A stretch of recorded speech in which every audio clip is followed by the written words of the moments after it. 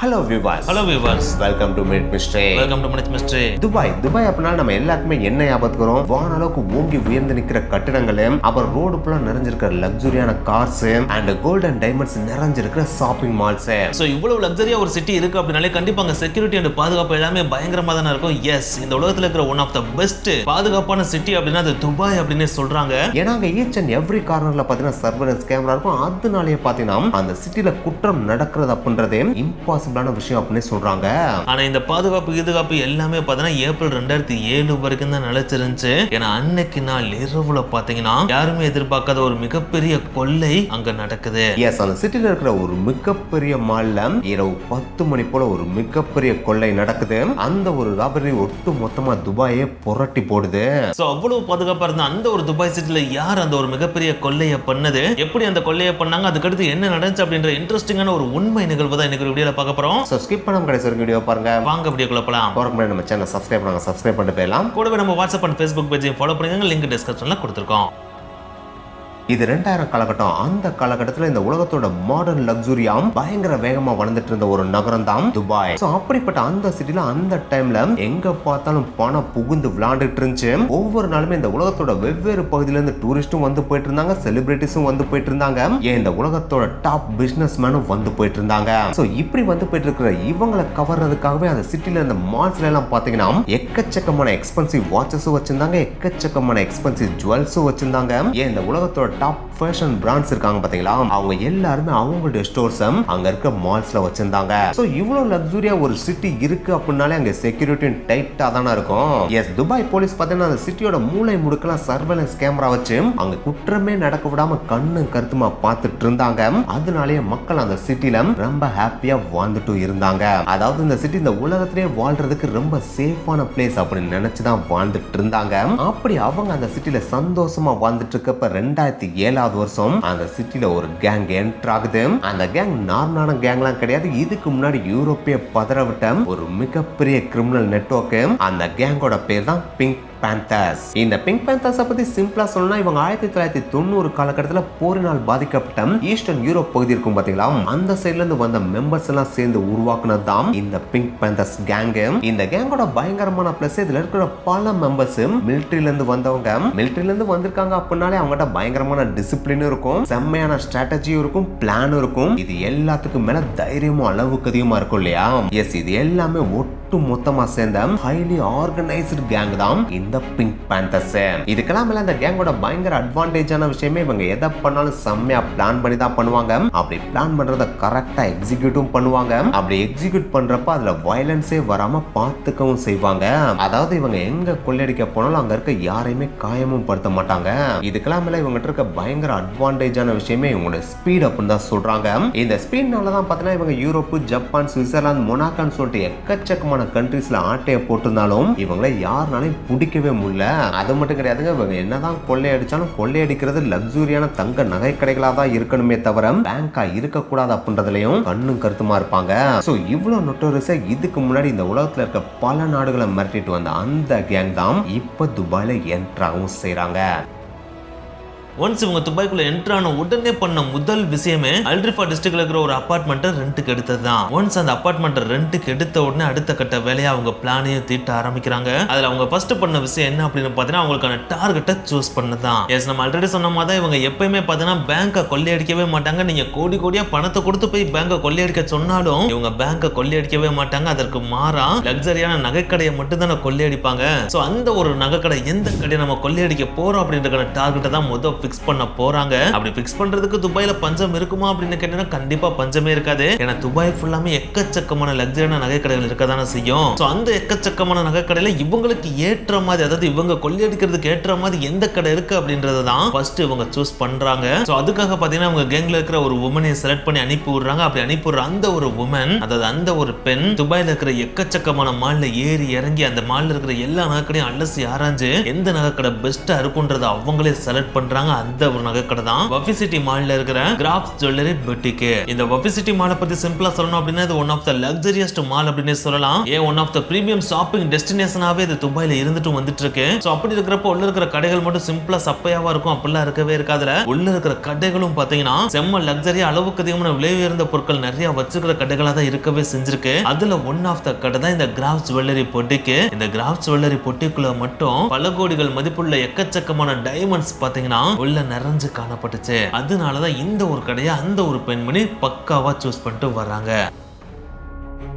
So once உங்களோட டார்கெட்டான graphs jewellery பொட்டிக்க choose பண்ண உடனே அடுத்து பண்ண முக்கியமான விஷயமே 2 லக்ஸரியான காரை அவங்க வாங்கினது தான். அதுவும் பவர்ஃபுல்லான காரை வாங்குறாங்க. அந்த காரு ரெண்டுமே பாத்தீங்கன்னா ஆடி காரு. அதுல ஒன்னு பாத்தீங்கன்னா பிளாக் காரு, இன்னொன்னு ஒயிட் காரு. இந்த 2 காரை எதுக்குடா வாங்கினாங்க அப்படின்னு கேட்டீங்கன்னா இந்த 2 காரை வச்சு அவங்க கொள்ளையடிக்கவே போறாங்க. அதுக்காக வாங்கினாங்க அப்படின்றக்காக இந்த 2 காரையும் இவங்க விலை கொடுத்து புதுசா வாங்கினாங்களா அப்படின்னு கேட்டா அதுவும் கிடையாது. இதை ரெண்டு கால் திருடி தான் எடுக்கவே செஞ்சிருக்காங்க. அதுக்காக இந்த 2 காரோட அவங்க நிப்பாட்டிட்டாங்களான்னு கேட்டா அதுவும் நிக்கல. அதுக்கடுத்து 3வது ஒரு காரும் வாங்குறாங்க. அதுதான் நிசான் சன்னி செடான். அது கூட 3வது இந்த காரை வாங்கணும். ஆல்ரெடி 2 கார் அதுவும் பவர்ஃபுல்லான கார் வாங்கி வச்சிருக்காங்க. அப்புறம் கூட இந்த கார் அப்படின்னு சொல்லி நீங்க கேட்கலாம். அந்த 2 காரை வச்சு அவங்க கொள்ளையடிக்கவே போறாங்க. அப்படி கொள்ளையடிச்சதுக்கு அப்புறம் அதே கார்ல அவங்க டிராவல் பண்ணி போனாங்க அப்படின்னா அவங்களை ஈஸியா பிடிச்சிருவாங்க இல்லையா? சோ அந்த மாதிரி நம்ம பிடிபற்ற கூடாது அப்படின்றதுக்காக தான் கெட்டவே காரை தான் இந்த ஒரு காரை அவங்க வாங்கவே செஞ்சிருக்காங்க. அதாவது கொள்ளையடிச்ச பொருட்கள் எல்லாத்தையுமே இந்த கார்ல நிசான் கார்ல வச்சு ஓட்டிட்டு போறதுக்காக தான் இந்த ஒரு காரை எடுக்கவே செஞ்சிருக்காங்க. இதையும் பாத்தீங்கன்னா விலை கொடுத்துலாம் வாங்கல. ஒன்னு திருடி இருப்பாங்க, இல்லாட்டினா ரெண்டுக்கு தான் எடுத்திருப்பாங்க. சோ ஒன்ஸ் உங்களுக்கு தேவையான கார்ஸ் எடுத்ததுக்கு அப்புறம் அடுத்த கட்ட வேலையா அந்த மாலை கம்ப்ளீட்டா ஸ்டடி பண்ண ஆரம்பிக்கிறாங்க. அதாவது மாலோட லே அவுட்டை ஸ்டடி பண்ண ஆரம்பிக்கிறாங்க. படிக்கிறாங்க அப்படின்றதுக்காக சிம்பிளாலாம் படிக்கிறாங்க. டாப் டு பாட்டம் மக்கு பேர் அணிவர அந்த மாலை பத்தின எல்லா டீடைல்ஸையும் இன்ச் பை இன்ச் அவங்க எடுக்கிறாங்க. அதாவது அந்த மால் எப்ப திறக்கும், எப்ப மூடும், எந்த இடத்துல செக்யூரிட்டிஸ் இருப்பாங்க, எந்த இடத்துல சிசிடிவி கேமராஸ் இருக்கும், எந்த இடத்துல இருந்து தப்பிச்சு போக முடியும், எந்த இடத்துல மக்களோட கூட்டம் அதிகமா இருக்கும், எந்த இடத்துல மக்களோட கூட்டம் கம்மியா இருக்கும், எந்த டைம்ல அந்த மால்ல மக்கள் எக்கச்சக்கமா நிரம்பி ஒளிவாங்க, எந்த டைம்ல மக்கள் இல்லாம அது ஈயோடிட்டு இருக்கும் அப்படின்னு சொல்லிட்டு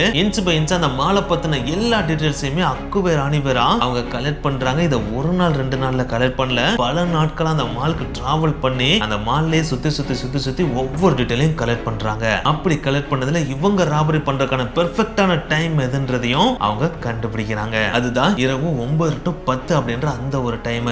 இந்த டைம் பார்த்தீங்கன்னா மால் க்ளோசிங் ஆகிற டைம், க்ளோஸ் ஆக போற டைம் அப்படின்றனால அந்த டைம்ல பார்த்தீங்கன்னா அந்த அளவுக்கு பெருசா மக்கள் அங்க இருக்கவே மாட்டாங்க. சோ அதனாலே அந்த மாலே பார்த்தீங்கன்னா கம்ப்ளீட்டா மயான அமைதிமா தான் காணவே படும். சோ இந்த ஒரு டைம்ல நம்ம உள்ள என்ட்ரானோம் அப்படின்னா அழகா கொள்ளையடிச்சிட்டு வெளியே போயிட்டே இருக்கலாம் அப்படின்னு சொல்லிட்டு அவங்க ஃபிக்ஸ் பண்றாங்க. ஒன்ஸ் அதை ஃபிக்ஸ் பண்ண உடனே அவங்க அடுத்த கட்ட வேலையிலையும் இறங்க ஆரம்பிக்கிறாங்க. அதுதான் யார் யார் அந்த மால்குள்ள போக போறோம், யார் யார் கொள்ளையடிக்க போறோம், அப்படி கொள்ளையடிச்சதுக்கு அப்புறம் எப்படி நம்ம தப்பிக்க போறோம் அப்படின்ற கம்ப்ளீட் டீடைல்ஸையும் அவங்க ஸ்கெட்ச் பண்ணி பக்காவா பிளான போடுறாங்க. So once plan and preparation எல்லாத்தையும் கம்ப்ளீட் பண்ணோடனே கொள்ளையடிக்கிறதுக்கான டேட்டையும் ஃபிக்ஸ் பண்றாங்க. அந்த ஒரு டேட்டுக்காக வெயிட் பண்ணிட்டு இருக்காங்க. அந்த ஒரு நாள் வருது. அன்னைக்கு இடையில சரியா இரவு 9:59 மணி போல 2 ஆடி 8 கார் பார்த்தீங்கன்னா வஃபி சிட்டி மாலோட என்ட்ரன்ஸ்ல வந்து நிக்கவும் செய்து அப்படி நின்று அந்த ஒரு கார் அந்த மாலோட என்ட்ரன்ஸ்ல மட்டும் நிக்கல, அதுக்கடுத்து ஃபுல் ஸ்பீடோட அந்த மாலோட ஃப்ரண்ட் கேட்டை நோக்கி பயங்கர ஃபாஸ்டா வந்துட்டு இருக்கு. அப்படி இந்த 2 கார் வர்றதை பார்த்தோன்னே அந்த மால்ல இருக்க எல்லாருக்குமே பயங்கரமா ஷாக்கு. ஏன்டா அது மாலுக்குள்ளே காரை கொண்டு வராங்க அப்படின்னு சொல்லிட்டு அங்க இருந்து 1-2 பேரும் திருச்சி ஓடுறாங்க. அப்படி அவங்க பயத்துல ஓடிட்டு இருக்கிறப்ப அந்த 2 காரும் அந்த மாலோட ஃப்ரண்ட் கேட்டை துவம்சம் பண்ணிட்டு அந்த மாலுக்குள்ள என்ட்ராவும் செய்து அந்த மாலோட ஃப்ரண்ட் டோர்ல இந்த ஃபர்ஸ்ட் மெட்டல் டோரையும் செகண்ட் இந்த கிளாஸ் டோரையும் துவம்சம் பண்ணிட்டு அந்த 2 காரும் அந்த மாலுக்குள்ள ஷர்ன்னு என்டர் ஆகுது.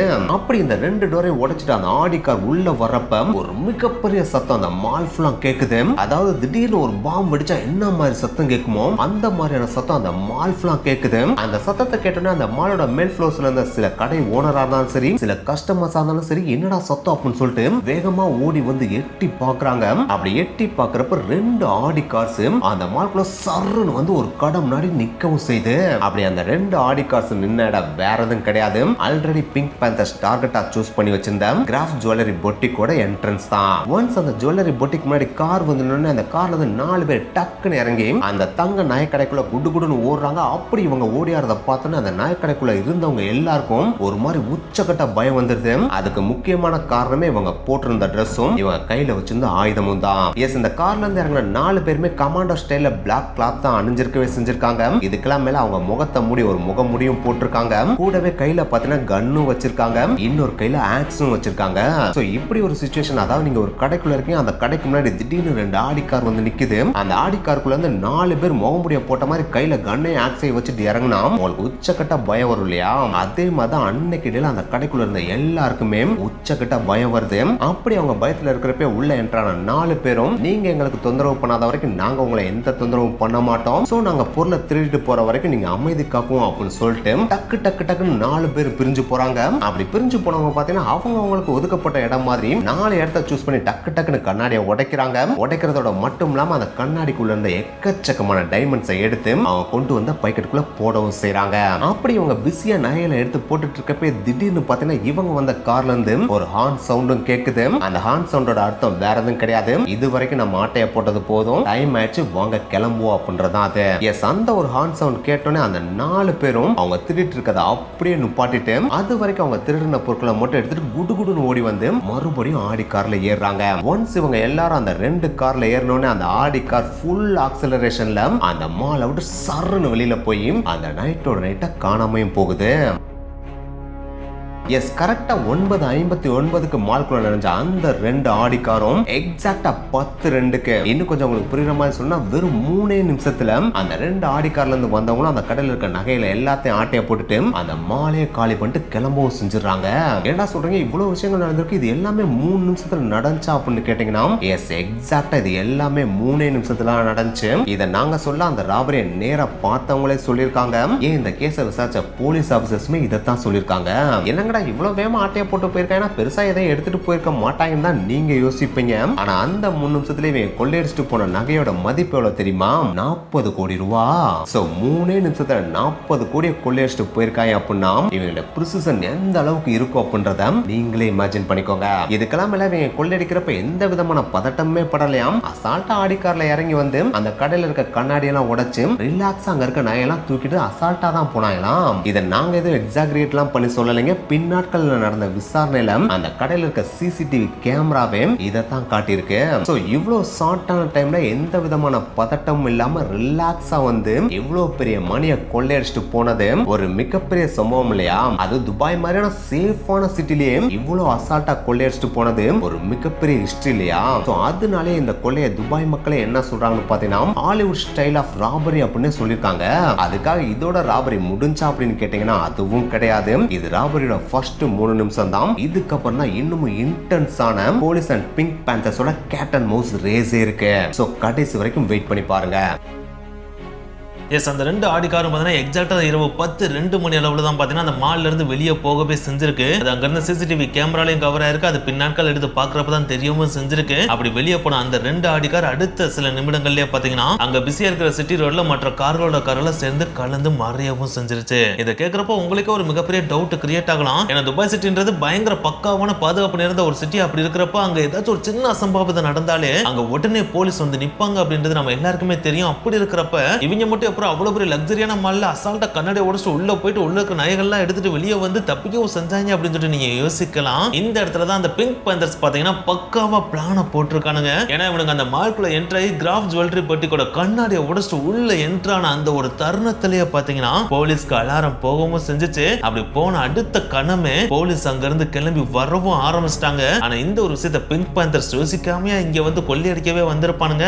எஸ், கண்டிப்பா அவனுங்க நோட் பண்ணிருக்கானுங்க. நோட் பண்ணது மட்டும் இல்லாம அதுக்கேத்த மாதிரி தான் பக்காவா பிளானே போட்டிருக்கானுங்க. ஏன்னா இந்த மால்ல இருந்து அந்த போலீஸ் ஸ்டேஷன் எவ்வளவு தூரத்துல இருக்கு, அங்க அலாரம் போச்சு அப்படின்னா அங்க இருந்து போலீஸ் கிளம்பி கார்ல ஃபாஸ்டா வந்தாங்கன்னா, அதாவது மேக்ஸிமம் ஸ்பீட்ல வந்தாங்கன்னா எவ்வளவு நிமிஷத்துல இந்த மாலை வந்து ரீச் பண்ணுவாங்க. அப்படி ரீச் பண்ற அந்த நிமிஷத்துல நம்ம இங்க இருக்க கூடாது, அப்படி இருக்க கூடாது அப்படின்னா அவங்க எவ்வளவு தூரத்துல வந்துட்டு இருக்கப்ப நம்ம இங்க இருந்து காலி பண்ணி வெளியே போனோம் அப்படின்றத முதற்கொண்டு பக்காவா பிளான போட்டிருக்கானுங்க. அதாவது போலீஸ் ஸ்டேஷன்ல இருந்து கார் எடுத்துட்டு பயங்கர ஃபாஸ்டா மேக்ஸிமம் ஸ்பீட்ல வர்றப்ப 2 நிமிஷத்துக்கு முன்னாடியே, அதாவது அந்த போலீஸ் கார் மாலை ரீச் பண்றதுக்கு 2 நிமிஷத்துக்கு முன்னாடியே நம்ம இந்த மால்ல இருந்து வெளியே போகணும் அப்படின்னு சொல்லிட்டு பக்காவா பிளான போட்டிருக்கானுங்க. அந்த ஒரு பிளான பக்காவா எக்ஸிக்யூட் பண்றதுக்காக தான் பாத்தீங்கன்னா அந்த 2 கார்லயுமே 2 பேரை உட்காரவும் வச்சிருக்கானுங்க. அந்த 2 பேரோட வேலையே இவனுங்க கண்ணாடியை உடைச்சதுல இருந்து போலீஸ்க்கு இன்ஃபர்மேஷன் போனதுல இருந்து போலீஸ் இங்க ரீச் பண்றதுக்கு 2 நிமிஷத்துக்கு முன்னாடி வரைக்கும் டைமிங்க பக்காவா நோட் பண்ணிட்டே இருக்கணும் அப்படின்றதான். ஒன்ஸ் போலீஸ் வரதுக்கு இன்னும் 2 நிமிஷம் தான் இருக்கு அப்படின்ற டைமிங்க கரெக்டா அவனுங்க பார்த்துட்டானுன்னு வச்சுங்களேன், அடுத்த கணமே அவனுங்க ஹார்ன் அடிப்பானுங்க.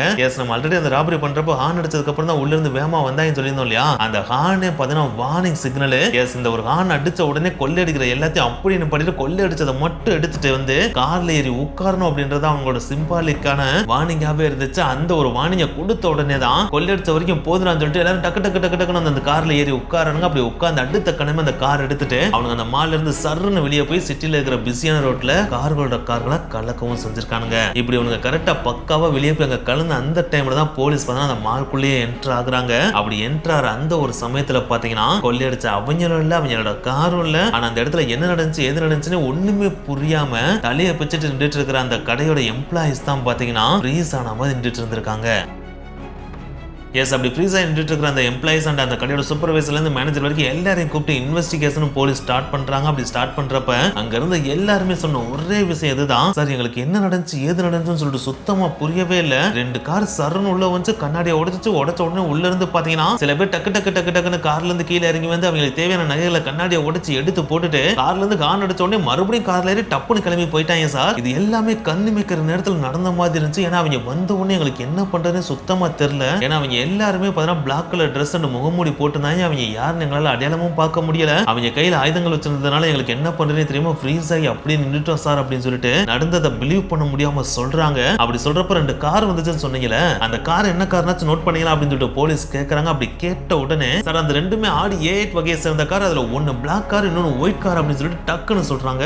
சோ இத சொன்ன உடனே போலீஸ் உடனே அலர்ட் ஆகி அங்க இருக்கிற பெட்ரோல் இருக்கும் பாத்தீங்கன்னா அந்த எல்லா பெட்ரோலுக்கும் டக்கு டக்கு டக்குன்னு இன்ஃபர்மேஷனை பாஸ் பண்றாங்க. அதாவது black and white Aadi A8 car எந்த கார் ரோட்டை டிராவல் பண்ணாலும் அந்த எல்லா காரையும் மறிச்சு நிப்பாட்டி கம்ப்ளீட்டா செக் பண்ணுங்க அப்படின்னு சொல்லிட்டு இன்ஃபர்மேஷனை பாஸ் பண்றாங்க. ஆனா போலீஸ் எவ்வளவு துரிதமா இந்த மாதிரியான விஷயங்களை மூவ் பண்ணாலும் போலீஸ் இதை தான் பண்ணுவாங்க அப்படின்றது அந்த பிங்க் பேந்தர்ஸ்க்கு தெரியாமையா இருக்கும். எஸ், அதையும் அவங்க பக்காவா தெரிஞ்சு வச்சுட்டு அதுக்கேற்ற மாதிரி தான் பிளான போட்டு வச்சிருக்கானுங்க. ஏன்னா நம்ம ஆல்ரெடி என்ன சொல்லியிருந்தோம், திருடுறதுக்கு தான் 2 ஆடி A8 காரு, அப்படி திருடின அந்த பொருட்களை எடுத்துட்டு தப்பிச்சு போறதுக்கு அவங்க வாங்கி வச்சிருந்த கார் இன்னொரு கார் இல்லையா. எஸ், நிசான் சன்னி சடன் அதுக்கு தானே இவனுங்க வாங்கி வச்சிருந்தானுங்க.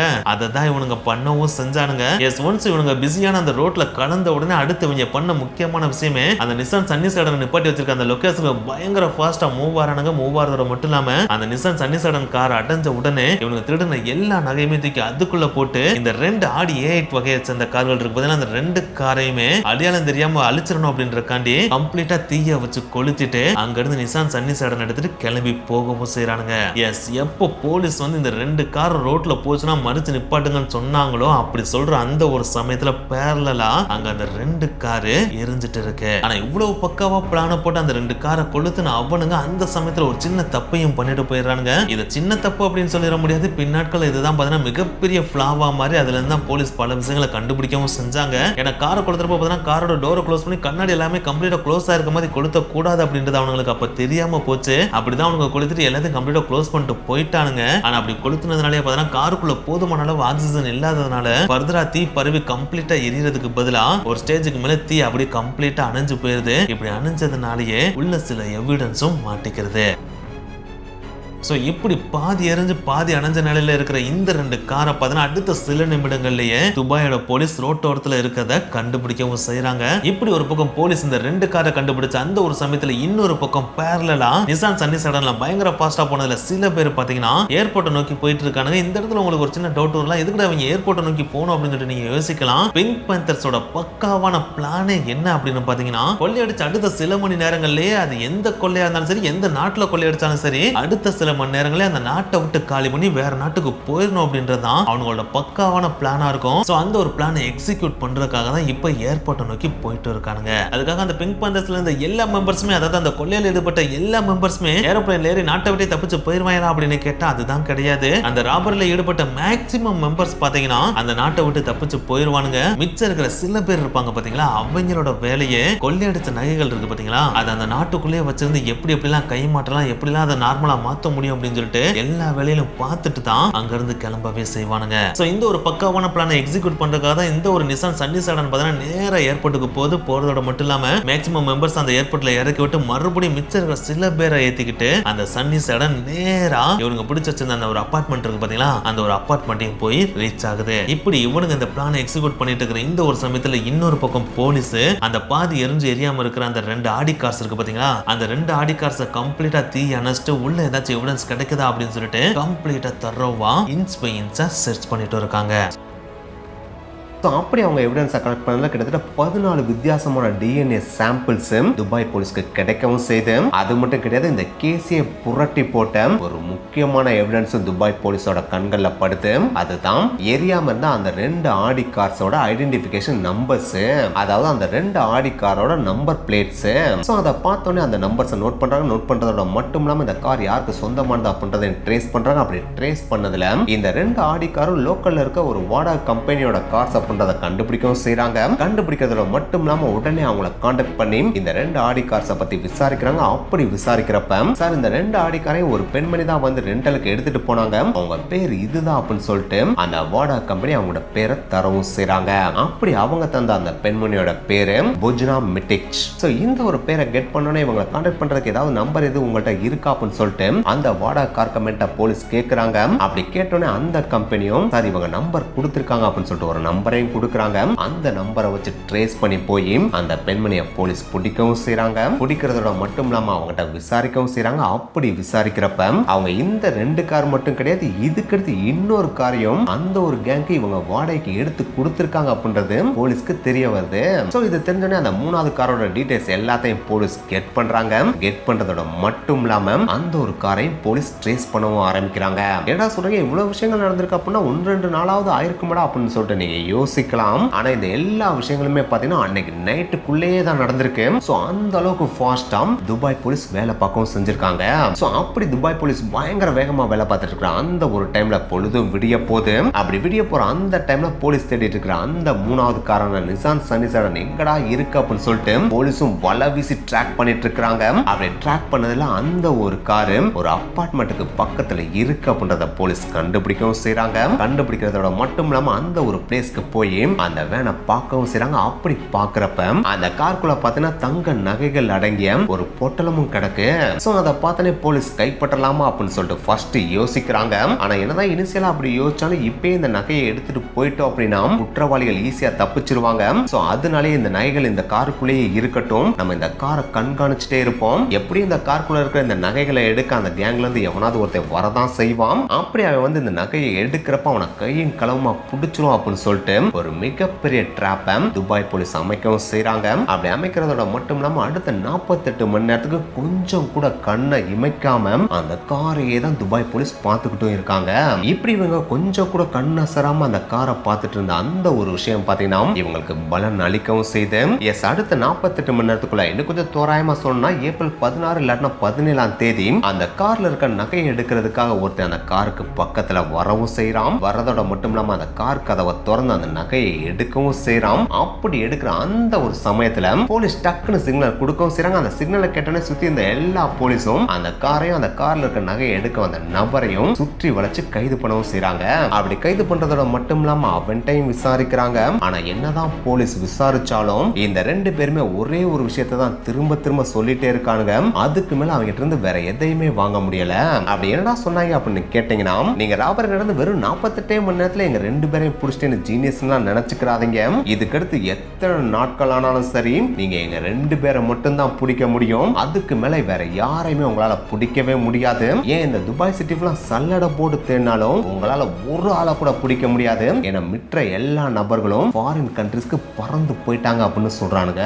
இந்த ஒரு விஷயத்தை கேட்டோன்னே துபாய் போலீஸ்னால செம்ம கடுப்பாயிருது. ஏன்னா ராபரி நடந்து 48 மணி நேரத்துல உங்க 2 பேரை கண்டுபிடிச்சிருக்கோம். கொஞ்சம் நகையை மீட்டு ஓனர்ட்ட கொடுக்கவும் செஞ்சிருக்கோம். சோ இவ்வளவு குயிக்கா வேலை பார்த்த எங்களுக்கு மற்றவங்களையும் பிடிக்க தெரியாதா? கண்டிப்பா கூடிய சீக்கிரமே அவங்களையும் பிடிச்சு உங்களை மாதிரி ஜெயில போட்டு அடிக்கிறோம்டா அப்படின்னு சொல்லிட்டு பயங்கர கோபத்தோட கிளம்பியும் போறாங்க. கிளம்பி போறதோட மட்டும் இல்லாம அடுத்த கட்ட பணிகளையும் துரிதமா மேற்கொள்ளவும் செய்றாங்க. எஸ் அடுத்த நாளே நாள் அதாவது ஏப்ரல் 19 2007 வருஷம் பாத்தீங்கன்னா பாதி எரிஞ்சு எரியாம இருந்த அந்த கார்ல இருந்து கிடைச்ச டிஎன்ஏ சாம்பிள்ஸ் இருக்கு பாத்தீங்கன்னா அந்த டிஎன்ஏ சாம்பிள்ஸை துபாய் ஃபாரன்சிக் டிபார்ட்மெண்ட்ல இருந்து போலீஸ் வாங்கவும் செய்றாங்க. அப்படி வாங்கின அந்த ஒரு டிஎன்ஏ சாம்பிள்ஸை லியான்ல இருக்கிற இன்டர்போல் ஹெட் குவார்டர்ஸ்க்கு அனுப்பவும் செய்றாங்க. இதை ஏன்டா அங்க அனுப்பணும் அப்படின்னு சொல்லி நீங்க கேட்கலாம். இதுக்கு ஒரு முக்கியமான காரணம் இருக்கு. ஏன்னா அங்க அனுப்புனாதான் இன்டர்நேஷனல் லெவல்ல இருக்கிற கிரிமினல்ஸ் இருப்பாங்க பாத்தீங்கன்னா அவங்களோட டிஎன்ஏ சாம்பிள்ஸோட இதை கம்பேர் பண்ணி பார்க்க முடியும். அப்படி கம்பேர் பண்ணி பார்த்தா இங்க கொள்ளையடிச்சவன் வெளியில இருந்து வந்திருக்கானன்றதை கண்டுபிடிச்சிடலாம் இல்லையா? சோ அதுக்காக தான் பாத்தீங்கன்னா அங்க அனுப்புறாங்க. அப்படி அனுப்பின உடனே அங்க பாத்தீங்கன்னா இன்டர்நேஷனல் லெவல்ல வாண்டடா இருக்கிற கிரிமினல்ஸ் இருப்பாங்க பாத்தீங்கன்னா, அவங்களோட டிஎன்ஏ சாம்பிள்ஸ் எல்லா சாம்பிள்ஸோடையும் இவங்க அனுப்பின டிஎன்ஏ சாம்பிள்ஸ் மேட்ச் பண்ணி பாக்குறாங்க. அப்படி மேட்ச் பண்ணி பாக்குறப்ப கிட்டத்தட்ட 3 சாம்பிள்ஸ் பாத்தீங்கன்னா இன்டர்நேஷனல் கிரிமினல்ஸோட மேட்ச் ஆகி போகுது. அதுல ஃபர்ஸ்ட் 2 டிஎன்ஏ சாம்பிள்ஸ் யார் கூட மேட்ச் ஆகி போயிருக்கு அப்படின்னு பாத்தீங்கன்னா 2006 வருஷம் லிechtenstein நாட்டுல இருக்கிற ஜுவல்லரி ஷாப்ல கொள்ளையடிச்ச 2 பேரோட டிஎன்ஏ சாம்பிளோட மேட்ச் ஆகி போகுது. அதுக்கடுத்து 3வது டிஎன்ஏ சாம்பிள் சுவிட்சர்லாந்துல இருக்கிற ஜுவல்லரி ஷாப்ல கொள்ளையடிச்ச ஒருத்தனோட டிஎன்ஏ சாம்பிளோட மேட்ச் ஆகி போகுது. சோ இந்த விஷயங்களை கண்டுபிடிச்சதுக்கு அப்புறம் தான் துபாய் போலீஸ்க்கே தெரிய வருது,